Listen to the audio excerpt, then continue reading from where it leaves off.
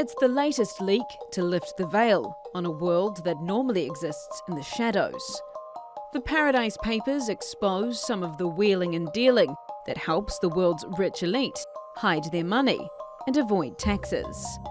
The Paradise Papers are a trove of 13.4 million leaked documents, detailing 2 offshore service providers and 19 tax havens. The papers reveal that US Commerce Secretary Wilbur Ross has interests in a shipping firm which has links to Russian businessmen under US sanctions. But Ross has brushed this off, saying there's nothing improper about it. The papers also shed light on some of the Queen of England's finances, revealing that millions of dollars of Queen Elizabeth II's private estate have been invested in a Cayman Islands fund that's never been disclosed before. And Apple has been accused of shopping around for tax havens, allegedly moving some of its offshore activity from Ireland to Jersey, which has a 0% corporate tax rate for foreign companies. But the tech giant says it's done nothing wrong, and that it pays every cent of the tax that it's required to. Which is perhaps the point. While the Paradise Papers are potentially shocking and raise some serious ethical questions, they show rules being bent and bypassed, but not broken.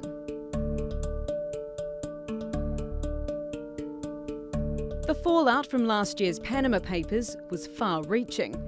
More than 70 governments launched probes, 13 countries introduced new laws, and the Prime Ministers of Iceland and Pakistan resigned. It also led to a push for more international transparency. The OECD says that between 4 and 10% of global corporate revenues are lost to tax evasion and avoidance, costing the global economy some $10 to $240 billion a year. But it says it's made massive progress in this area in the last year. An automatic exchange of tax data between more than 100 countries came into effect in September. And the OECD says there'll be no significant offshore centres on the G20's blacklist of uncooperative tax havens. Its Secretary-General, Anjul Gurria, says the problems in the Paradise Papers are a legacy issue, and there is now, quite literally, no place for tax avoiders to hide. Many economists blame tax havens for fueling global inequality by helping the rich get richer. But defenders of offshore finance say it's necessary in today's globalised trading world, and the neutrality of havens avoids double taxation, which encourages business and innovation. And as long as people are operating within the law, what's the harm? Are the Paradise Papers just a legacy of a world of dirty finance that's already been cleaned up? Or will this new leak also have a drastic impact on the financial elite who have been named and shamed? Yvette McCullough, The Newsmakers. Well, joining me now from Berlin, we have Casey Kelso. He's the Advocacy Director at Transparency International, a global anti-corruption organization. And from Paris, TRT World's Editor-at-Large, Craig Kapitas. Gentlemen, thank you very much for joining us. Casey, let me begin with you. Has this investigation with the Paradise Papers uncovered anything illegal? As the International Consortium of Investigative Journalists will say, a lot of these offshore trusts and companies are perfectly legal, but they are abusive of secrecy. So if you want to, they can be used by criminal activities, but for drug running, for sending out guns, or trying to avoid tax in an aggressive manner, which we would say is corrupt.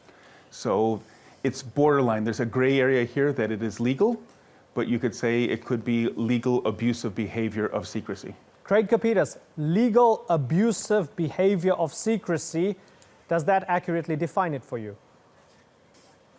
I know of no country that has a criminal statute that would indict someone on that charge. So let me rephrase it, Craig. It's legal, but it's ethically wrong. Would you accept that? The real tragedy of the Paradise Papers is that they're made tedious by morality and ethics. Morality is the attitude we adopt to people whom we personally dislike. And there's a lot of dislike going on here, in my opinion. Everything that you see in both the Panama Papers and in the Paradise Papers is completely legitimate in the eyes of the sovereign nations in which those corporations have been formalized. If people don't like that, well, they should elect representatives who will get rid of those laws which allow those entities to exist. This is nothing new. These types of operations have been going on since the 1700s. There is no golly gee whiz moment here.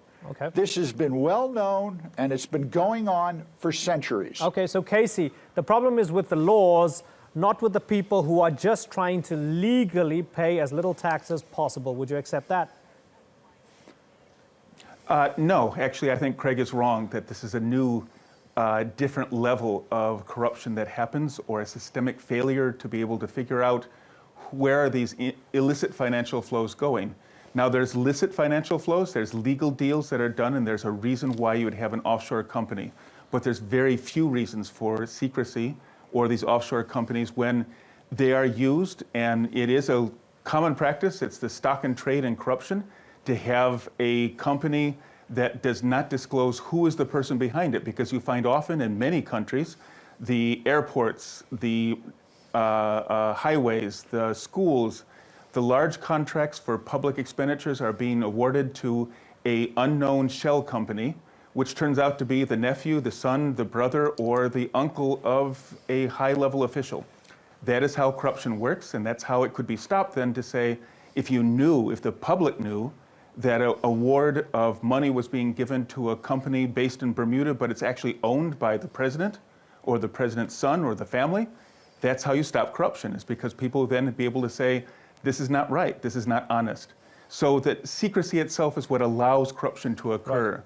It's not untoward to say, if you want to do business as an individual, let the person do a business as an individual and not have the help of a limited liability company that does not disclose who owns it. Okay, so Craig, isn't the International Consortium of Investigative Journalists performing a valuable service to the world here by showing us exactly where that money is going, and sometimes then individuals, taxpayers and so on, have a right to get angry or not after finding out where that money's gone to? Oh, absolutely. The consortium is doing a yeoman's job. They're a fantastic group of shoe leather reporters. They should be applauded on every level.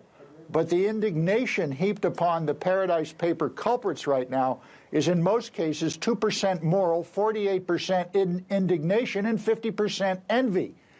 I've been covering this type of financial vehicle since 1979. I wrote a book about it. I know the people who set these up. I know why they set them up. And it comes down to one thing, as Tim Cook said in his statement from Apple. And I'm paraphrasing. He said, well, you change the law, we'll comply with the law. So the laws are being complied with here. Let me come in here, and for outsiders to try and put their extraterritorial application. Okay, so let me come in here, right? You mentioned envy. What's wrong with being envious if you're, I guess, a middle-class taxpayer, say in the United States? The best you can do is to go to H&R Block and tell the guy, hey, save me a little bit here or there because taxes are killing me this year. That's the best you can do.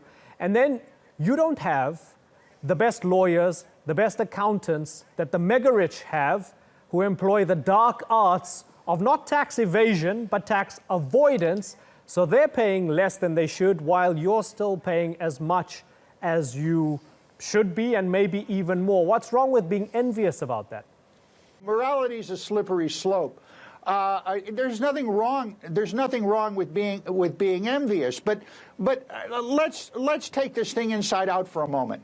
One of the big voices against offshores is the OECD, the Organization of Economic Cooperation and Development. Now, and they do very good work too. But how many people know that the executives and the people who run and work at the OECD here in Paris, who are at the spearhead of trying to wipe this out, they don't have to pay income tax because they work for the OECD. Neither do people at the World Bank and other institutions. And if you call them on the carpet on this inequity, they will chapter and verse cite the same rationales, treaties, and agreements that the people who control the tax havens cite, the tax havens, to say, hey, we're just as valid as everyone else. We're a sovereign entity. We can do what we want. So this is a very slippery slope. Is it a slippery slope, Casey? Well, OECD is a good place to start. They have described in their work on base erosion and profit sharing that they've looked at how aggressive tax avoidance or abusive tax denies people in different countries the tax base to be able to have schools or clean water. The United States actually has been one of the leaders in the Foreign Corrupt Practices Act enforcement to be able to stop some of these different money laundering that goes through in US dollars or through US banks. Now, what the OECD would like to do at the same sense in their foreign bribery convention is about the same, that companies that go in and bribe money and then create these offshore companies to be able to pay the bribes should be penalized. So it's not a matter of being jealous about yachts or private jets. It's about taxes and who pays for basic public services that people need in developing countries or in my country. Right, and the United States, whoa. The United States is one of the most efficient and wealthiest offshore tax havens in the world. The states of Delaware, Nevada, I could go through about 37 others. And those states are not going to give up the secrecy rules of incorporating in those states because the OECD or any other international organization or foreign government says so.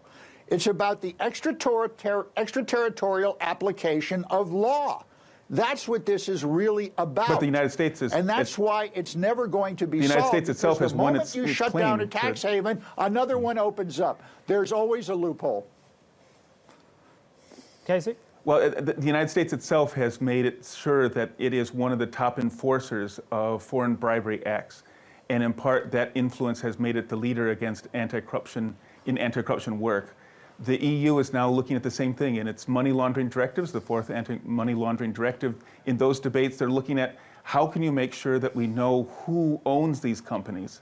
Because that's at the heart of it is privacy is one thing to make sure that your private affairs of what is, to me, that does not affect anyone else is my privacy. But under privacy rules and under principles of like human rights, people who are affected by secret companies have to know this. They have to know where their tax dollars going if it's going to be given to a company that's awarded a contract and the contract is owned by a top official who just awarded himself the contract. People have to know that. And journalists have to know that. That's how you get the anti-corruption action to take place. Okay, Casey, let me bring in Craig here and let me ask him about those who claim that this might just be the tip of the iceberg. Bernie Sanders has said it. Now, there could be an argument to be made that Bernie Sanders is just throwing raw meat at his sort of leftist base here. But he said this is just the tip of the iceberg. Other people have looked at the pattern. They saw the Panama Papers. Now they see the Paradise Papers. Would you perhaps concur that this might be the tip of the iceberg and that this might be far bigger than we could ever imagine? Well, I think it's the tip of an iceberg that it needs to be chiseled away at here. What the Panama Papers and Paradise Papers did was essentially provide a data dump that is now in the hands of individual reporters around the world to do their forensics on and their shoe leather reporting, and that's what's going on. And if they come up with damaging information, which they may well do, and I'm sure they will, then it's behooving on various governments to trigger whatever criminal statutes they have to go after these people. That's where it stands right now. I don't like inquisitions. They never end well. And what we've seen with both the Panama Papers, which I was involved in, and the Paradise Papers, is a lot of folks getting together in a kind of a mob, not really understanding how offshores operate, what they do. You know, over the past 25 years, if you go and register at an offshore in, say, Bermuda, the people who are registering that for you know who the principals are. They have due diligences there. Now, those due diligences might not be as tight as, say, the American government or the British government might want to see. But you've got to realize, going back even to the 1960s, if you were a government and you went to Switzerland, for instance, and you said to the government, we think you have a corporation here that's operating in drugs or the illegal sale of weapons, you provided evidence, the Swiss opened up the books. And that was done in virtually every offshore haven except Panama during Noriega. Craig, would people who want to sanction tax havens after finding out all this information, after the Panama Papers and the Paradise Papers, would they be a part of an inquisition, or is it something that sounds somewhat reasonable? Well, I think it's reasonable, obviously, for our colleagues to go to dive into this as deeply as they can. But you've got to realize that a lot of these tax havens, like Luxembourg, okay, you know, upwards of 80% of their GDP comes from the creation of these kind of fiscal services. The same thing in Bermuda. Bermuda's tourism is only 15% of GDP. The rest is financial services. There is a global industry here that keeps people employed. A lot of folks might not like it, how it works, but this is how it operates. Casey, let me ask you about repercussions here. What do you want to happen down the line? We saw with the Panama Papers, maybe not directly, but indirectly, the Panama Papers, for example, even led to the downfall of the Pakistani Prime Minister. What do you want to see happening, Casey, as the months tumble along and people are possibly held to account here? Exactly. It's if there is wrongdoing, if these, as Global Witness is another organization that calls them the getaway cars for criminals, if they've been used for illegal or corrupt purposes or abusive tax avoidance, then there should be prosecution. So the Panama Papers is a good standard to set. 79 countries, 6,500 different taxpayers who were... tax avoidance. That is not a crime. It's not a crime. Oh, you know, listen, there's so much ignorance on this. In some jurisdictions, it's a gray area that has to be adjudicated in a court. I'm sorry, Craig, but in a court of law, you can bring it to... Abusive tax avoidance is one way in which, with transfer mispricing and other ways, that a lot of different economies have a capital flight, and there's a lack of ability to be able to develop or create the services and goods that people need in Kenya, Congo, around the world. There's different places where there's a net outflow of resources into different tax shelters or into these fiscal paradise. So sometimes it does end up in court, and that's what we'd like to see. We'd like to see, there was 79 different countries that launched over 150 different investigations after the Panama Papers, and there were convictions. There was like $110 million worth of tax that should have been collected that was then eventually collected. That's what we'd like to see. Oh, that's a lot of money, 110 million. Systemic. Craig, let me ask you, as we put a button on this and wrap it up, because I have to move on. Craig, you seem really frustrated that people don't really understand the nature of offshores. So as we wrap up, tell me what you think people misunderstand about offshores. They immediately think they're illegal, and they immediately think that anyone or any individual or corporation who has one is a criminal. And that is not the case. And in our next installment, we'll go into why people set up offshores and companies set off offshores and the history of offshores. You know, what kind of frustrates me here is a lot of the people complaining about offshores, and there's a lot to complain about. You know, the people who set off offshores, who I know, I talk to these people, I report on these people, they will describe that crowd as a bunch of ideologues who like telling other people what to do with their money. And they don't like that.